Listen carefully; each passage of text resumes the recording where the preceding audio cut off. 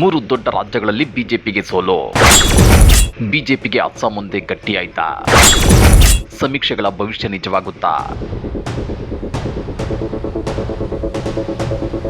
ಸುಮಾರು 1.5 ತಿಂಗಳಿಂದ 4 ರಾಜ್ಯ ಮತ್ತು 1 ಕೇಂದ್ರಾಡಳಿತ ಪ್ರದೇಶಕ್ಕೆ ಚುನಾವಣೆ ನಡೆದಿದೆ. ಈ ಚುನಾವಣೆಯ ಫಲಿತಾಂಶ ಮೇ 4ರಂದು ಹೊರಬೀಳಲಿದೆ. ಆದ್ರೆ ಅದಕ್ಕೂ ಮೊದಲೇ ಎಕ್ಸಿಟ್ ಪೋಲ್ ರಿಸಲ್ಟ್ ಹೊರಬಿದ್ದಿದೆ. ಅದರಲ್ಲಿ ಬಿಜೆಪಿ 3 ದೊಡ್ಡ ರಾಜ್ಯಗಳನ್ನ ಕಳೆದುಕೊಳ್ಳೋ ಭೀತಿಯನ್ನ ಎದುರಿಸುತ್ತಿದೆ.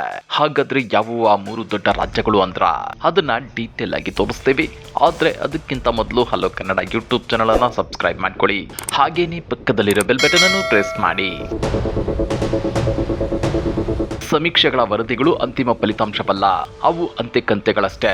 ಕೆಲವೊಮ್ಮೆ ಸಮೀಕ್ಷೆಗಳ ಭವಿಷ್ಯಗಳು ನಿಜವಾಗಿದ್ರೆ ಮತ್ತೆ ಕೆಲವೊಮ್ಮೆ ಉಲ್ಟಾನು ಹೊಡೆದಿವೆ. ಹೀಗಿದ್ರೂ ಎಕ್ಸಿಟ್ ಪೋಲ್ ಸಮೀಕ್ಷೆಗಳನ್ನ ಜನ ಗಂಭೀರವಾಗಿ ಪರಿಗಣಿಸುತ್ತಾರೆ. ಪರಿಸ್ಥಿತಿ ಹೀಗಿರುವಾಗಲೇ ನಿನ್ನೆ ಹೊರಬಿದ್ದ ಎಕ್ಸಿಟ್ ಪೋಲ್ ಸಮೀಕ್ಷೆ ದೇಶದಲ್ಲಿ ಹಲ್ಚಲ್ ಸೃಷ್ಟಿ ಮಾಡಿದೆ. ದಕ್ಷಿಣ ಭಾರತದ ರಾಜ್ಯಗಳನ್ನ ಗೆಲ್ಲಬೇಕು ಅನ್ನೋ ಬಿಜೆಪಿಯ ಕನಸು ಕನಸಾಗಿ ಉಳಿದಿದ್ರೆ ಪಶ್ಚಿಮ ಬಂಗಾಳದಲ್ಲಿ ಬಿಜೆಪಿ ಗೆಲ್ಲುತ್ತಾ ಇಲ್ಲ ಟಿಎಂಸಿ ಗೆಲ್ಲುತ್ತಾ ಅನ್ನೋ ಗೊಂದಲ ಏರ್ಪಟ್ಟಿದೆ. ಇದೆಲ್ಲವನ್ನು ನೋಡ್ತಿದ್ರೆ 4 ರಾಜ್ಯಗಳ ಪೈಕಿ ಬಿಜೆಪಿಗೆ ಅಸ್ಸಾಂ ಒಂದೇ ಗಟ್ಟಿ ಅಂತ ಹೇಳಬಹುದು. ಇನ್ನ ಪುದುಚೇರಿಯ ವಿಷಯಕ್ಕೆ ಬಂದ್ರೆ ಇಲ್ಲೂ ಕಮಲ ಅರಳಬಹುದು ಎನ್ನಲಾಗ್ತಿದೆ. ಹಾಗಾದ್ರೆ ಚುನಾವಣೋತ್ತರ ಸಮೀಕ್ಷೆಗಳು ಹೇಳುತ್ತಿರೋದಾದ್ರೂ ಏನು ಅನ್ನೋದನ್ನ ಒಂದ್ ಸ್ವಲ್ಪ ಬಿಡಿಸಿ ಹೇಳ್ತೀವಿ ನೋಡಿ. ಪಶ್ಚಿಮ ಬಂಗಾಳದಲ್ಲಿ 2ನೇ ಹಂತದ ಮತದಾನ ಅಂತ್ಯವಾಗುತ್ತಿದ್ದಂತೆ ಹೊರಬಿದ್ದಿರೋ ಸಮೀಕ್ಷೆಗಳು ರಾಜಕೀಯ ವಲಯದಲ್ಲಿ ಸಂಚಲನ ಮೂಡಿಸಿವೆ. 2011ರಿಂದ ಸತತವಾಗಿ ಆಡಳಿತ ನಡೆಸುತ್ತಿರುವ ಮಮತಾ ಬ್ಯಾನರ್ಜಿ ನೇತೃತ್ವದ ಟಿಎಂಸಿಗೆ ಈ ಬಾರಿ ಭಾರಿ ಹಿನ್ನಡೆಯಾಗುವ ಸೂಚನೆ ಸಿಕ್ಕಿದೆ. ಸಮೀಕ್ಷೆಗಳ ಪ್ರಕಾರ ಪಶ್ಚಿಮ ಬಂಗಾಳದಲ್ಲಿ ಬಿಜೆಪಿ ಈ ಬಾರಿ ಇತಿಹಾಸ ಸೃಷ್ಟಿ ಮಾಡಿ ಅಧಿಕಾರದ ಚುಕ್ಕಾಣಿ ಹಿಡಿಯುವ ಸಾಧ್ಯತೆ ಇದೆ.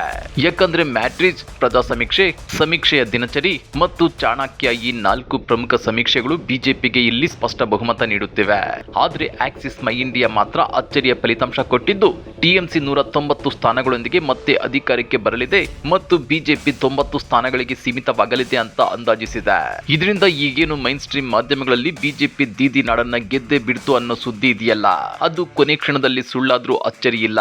ನಿಮ್ಗೆ ಗೊತ್ತಿರಬಹುದು, ಕರ್ನಾಟಕ ರಾಜ್ಯ ವಿಧಾನಸಭಾ ಚುನಾವಣಾ ಫಲಿತಾಂಶದ ವೇಳೆಯೂ ಬಹುತೇಕ ಸಮೀಕ್ಷೆಗಳು ಕಾಂಗ್ರೆಸ್ಗೆ 135 ಸ್ಥಾನಗಳು ಬರ್ತಾವೆ ಅಂತ ಹೇಳೇ ಇರಲಿಲ್ಲ. ಕೊನೆಗೆ ಹೊರಬಿದ್ದ ಫಲಿತಾಂಶ ಸಮೀಕ್ಷೆಗಳ ಲೆಕ್ಕಾಚಾರವನ್ನೇ ಬುಡಮೇಲು ಮಾಡಿತ್ತು. ಹೀಗಾಗಿ ಮೇ 4ರಂದು ಹೊರಬೀಳೋ ಅಂತಿಮ ಫಲಿತಾಂಶದವರೆಗೂ ಯಾರೂ ಸಂಭ್ರಮಿಸೋ ಹಾಗಿಲ್ಲ. ಇನ್ನ ಕೇವಲ ಬಂಗಾಳ ಮಾತ್ರವಲ್ಲ, ಉಳಿದ 4 ರಾಜ್ಯಗಳಲ್ಲೂ ಚುನಾವಣಾ ಕಾವು ಜೋರಾಗಿದೆ. ಚಿಕ್ಕ ರಾಜ್ಯ ಅಸ್ಸಾಂನಲ್ಲಿ ಬಿಜೆಪಿಯ ಮ್ಯಾಜಿಕ್ ಮುಂದುವರಿಯಲಿದೆ. 7 ಚುನಾವಣೋತ್ತರ ಸಮೀಕ್ಷೆಗಳು ಅಸ್ಸಾಂನಲ್ಲಿ ಬಿಜೆಪಿಯೇ ಮತ್ತೆ ಅಧಿಕಾರ ಹಿಡಿಯಲಿದೆ ಅಂತ ಭವಿಷ್ಯ ನುಡಿದಿವೆ. ಕಾಂಗ್ರೆಸ್ ಇಲ್ಲಿ ಮತ್ತೊಮ್ಮೆ 2ನೇ ಸ್ಥಾನಕ್ಕೆ ತೃಪ್ತಿ ಪಡಬೇಕಾಗಬಹುದು. ಇದೇ ರೀತಿ ಕೇರಳದಲ್ಲಿ ಕಾಂಗ್ರೆಸ್ ಬೆಂಬಲಿತ ಎಲ್ಡಿಎಫ್ ಮೇಲುಗೈ ಸಾಧಿಸುವ ಮುನ್ಸೂಚನೆ ಇದೆ. ಇಲ್ಲೂ ಕೂಡ ಬಿಜೆಪಿ ಸ್ಟ್ರಾಟಜಿ ವರ್ಕೌಟ್ ಆಗಿಲ್ಲ. ಜೊತೆಗೆ ಕೇರಳದಲ್ಲಿ ಪಿಣರಾಯಿ ವಿಜಯನ್ ನೇತೃತ್ವದ ಆಡಳಿತಾರೂಢ ಎಲ್ಡಿಎಫ್ಗೆ ಭಾರಿ ಆಘಾತ ಎದುರಾಗುವ ಸಾಧ್ಯತೆ ಇದೆ ಅಂತ ಹೇಳಲಾಗ್ತಿದೆ. ಬರೋಬ್ಬರಿ 10 ವರ್ಷಗಳ ಬಳಿಕ ಯುಡಿಎಫ್ ಪಕ್ಷ ಮತ್ತೆ ಅಧಿಕಾರದ ಚುಕ್ಕಾಣಿ ಹಿಡಿಯಲಿದೆ. ಕೇರಳದಲ್ಲಿ ಬಿಜೆಪಿ 10ರಿಂದ 14 ಸ್ಥಾನಗಳನ್ನು ಗಳಿಸಲಿದೆ ಅಂತೇಳಿ ಎಕ್ಸಿಟ್ ಪೋಲ್ ಸಮೀಕ್ಷೆಗಳು ಅಂದಾಜಿಸಿವೆ. ಇನ್ನ ಎಕ್ಸಿಟ್ ಪೋಲ್ ಸಮೀಕ್ಷೆಗಳ ಪ್ರಕಾರ ತಮಿಳುನಾಡಿನಲ್ಲಿ ಡಿಎಂಕೆ ಮತ್ತು ಕಾಂಗ್ರೆಸ್ ಮೈತ್ರಿಕೂಟ ಅಧಿಕಾರಕ್ಕೆ ಬರಲಿದೆ. ಈ ಬಾರಿಯ ದೊಡ್ಡ ಸರ್ಪ್ರೈಸ್ ಏನು ಅಂದ್ರೆ ನಟ ವಿಜಯ್ ನೇತೃತ್ವದ ಟಿವಿಕೆ ಪಕ್ಷದ ಪ್ರದರ್ಶನ. ಆಕ್ಸಿಸ್ ಮೈ ಇಂಡಿಯಾ ಸಮೀಕ್ಷೆ ಮಾತ್ರ ನಟ ವಿಜಯ್ ಅವರ ಟಿವಿಕೆ ಪಕ್ಷವು 98ರಿಂದ 120 ಸ್ಥಾನಗಳನ್ನು ಗೆಲ್ಲುವ ಮೂಲಕ ಏಕೈಕ ದೊಡ್ಡ ಪಕ್ಷ ಹೊರಹೊಮ್ಮಬಹುದು ಅಂತ ಅಚ್ಚರಿಯ ವರದಿ ಕೊಟ್ಟಿದೆ. ಆದ್ರೆ ಇತರೆ ಎಲ್ಲ ಸಮೀಕ್ಷೆಗಳು ಡಿಎಂಕೆ ಮತ್ತು ಕಾಂಗ್ರೆಸ್ ಮೈತ್ರಿ ಮತ್ತೆ ಅಧಿಕಾರಕ್ಕೆ ಬರುತ್ತೆ ಅಂತೇಳಿ ಭವಿಷ್ಯ ನುಡಿದಿವೆ. ಇದೆಲ್ಲವನ್ನು ನೋಡ್ತಾ ಇದ್ರೆ ತಮಿಳುನಾಡಿನಲ್ಲಿ ಅತಂತ್ರ ಬಂದು ನಟ ವಿಜಯ್ ಅವರ ಟಿವಿಕೆ ಪಕ್ಷ ಕಿಂಗ್ ಮೇಕರ್ ಆದ್ರೂ ಆಶ್ಚರ್ಯವಿಲ್ಲ.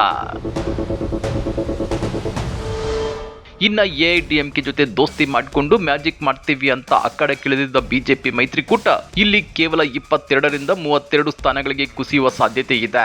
ಇನ್ನ ಪುದುಚೇರಿ ಕೇಂದ್ರಾಡಳಿತ ಪ್ರದೇಶದಲ್ಲೂ ಅಧಿಕಾರ ಬದಲಾವಣೆಯ ಪರ್ವ ಆರಂಭವಾಗುವ ಲಕ್ಷಣಗಳಿವೆ. ಪುದುಚೇರಿಯಲ್ಲಿ ಕಾಂಗ್ರೆಸ್ ಪಕ್ಷಕ್ಕೆ ಮುಖಭಂಗವಾಗುವ ಸಾಧ್ಯತೆ ಇದ್ದು ಮತ್ತೆ ಅಖಿಲ ಭಾರತ ಎನ್ಆರ್ ಕಾಂಗ್ರೆಸ್ ಮತ್ತು ಬಿಜೆಪಿ ಮೈತ್ರಿಕೂಟ ಅಧಿಕಾರದ ಗದ್ದುಗೆ ಏರುವ ಸಾಧ್ಯತೆ ಇದೆ ಅಂತೇಳಿ ಚುನಾವಣೋತ್ತರ ಸಮೀಕ್ಷೆಗಳು ಅಂದಾಜಿಸಿವೆ. ಅದೇನೇ ಇರ್ಲಿ, ಏಪ್ರಿಲ್ 23ರಂದು ತಮಿಳುನಾಡು ಮತ್ತು ಪಶ್ಚಿಮ ಬಂಗಾಳದ ಮೊದಲ ಹಂತದ ಚುನಾವಣೆ ಮುಗಿದಿತ್ತು. ನಿನ್ನೆ ಅಂತಿಮ ಹಂತದ ಮತದಾನ ಮುಕ್ತಾಯವಾಗಿದ್ದು ಇಡೀ ದೇಶ ಕಾತರದಿಂದ ಕಾಯುತ್ತಿರುವ ಫಲಿತಾಂಶ ಮೇ 4ರಂದು ಹೊರಬೀಳಲಿದೆ. ಸಮೀಕ್ಷೆಗಳು ಒಂದು ಕಡೆಯಾದ್ರೆ ಜನರ ಅಸಲಿ ತೀರ್ಪು ಮೇ 4ರಂದು ತಿಳಿಯಲಿದೆ. ಹಾಗಾದ್ರೆ ಪಶ್ಚಿಮ ಬಂಗಾಳದಲ್ಲಿ ನಿಜವಾಗಿಯೂ ಬಿಜೆಪಿ ಅಧಿಕಾರಕ್ಕೆ ಬರುತ್ತಾ ಅಥವಾ ಮಮತಾ ಬ್ಯಾನರ್ಜಿ ಮತ್ತೆ ಕಮ್ಬ್ಯಾಕ್ ಮಾಡ್ತಾರಾ? ಪಶ್ಚಿಮ ಬಂಗಾಳದಲ್ಲಿ ಬಿಜೆಪಿ ಸೋತ್ರೆ ಭಾರಿ ಮುಖಭಂಗ ಎದುರಿಸಬೇಕಾಗುತ್ತಾ? ಕಮೆಂಟ್ ಮಾಡಿ, ವಿಡಿಯೋ ಲೈಕ್ ಮಾಡಿ, ಶೇರ್ ಮಾಡಿ. ಇಂಥ ಮತ್ತಷ್ಟು ರೋಚಕ ರಾಜಕೀಯ ಸುದ್ದಿಗಳನ್ನ ಮಿಸ್ ಮಾಡದೆ ನೋಡಬೇಕು ಅಂದ್ರೆ ಹಲೋ ಕನ್ನಡ ಯೂಟ್ಯೂಬ್ ಚಾನಲ್ ಅನ್ನ ಸಬ್ಸ್ಕ್ರೈಬ್ ಮಾಡ್ಕೊಳ್ಳಿ.